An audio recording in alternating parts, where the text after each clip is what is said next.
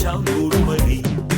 ఊపిరి తిత్తులు ఉండవులే, గుండె బాధ లేదసలే, చిత్తుల మనిషి అల్పుడులే, యంత్రము ఓడదులే. గర్భంలో జనించేవి అన్నీ గతించు, మేధలో పుట్టినచో మృత్యువే లేదు.